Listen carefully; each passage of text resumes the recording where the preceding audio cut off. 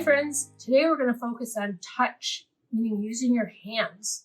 If something feels smooth or rough or bumpy, I have our box that we made a couple weeks ago, so I'm going to pull that back out. I have a paintbrush. Feel it in your hand. Is it soft? It's kind of bumpy here.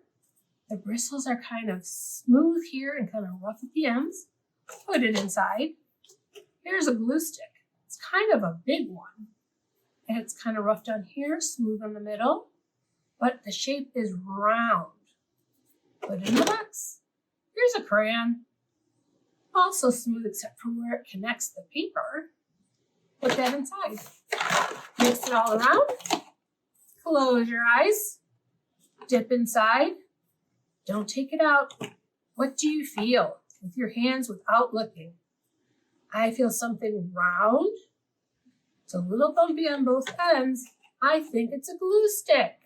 Yes, it was the glue stick. Go back. Don't look. If you're wrong, that's okay. We're just trying to feel. Let's see. This one's kind of bristly at one end, smooth and bumpy in the middle, and smooth on the end. What could that be? It's a paintbrush. Yes, it's a paintbrush. Let's see what else is in there.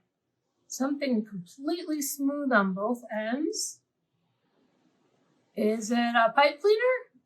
Oh, it's a crayon. That's okay if I didn't have the right answer, but we tried. You can try that with all kinds of things around your house that are solid. So nothing that's liquid because we don't want to ruin our box because we're going to need that for other activities. Give it a try.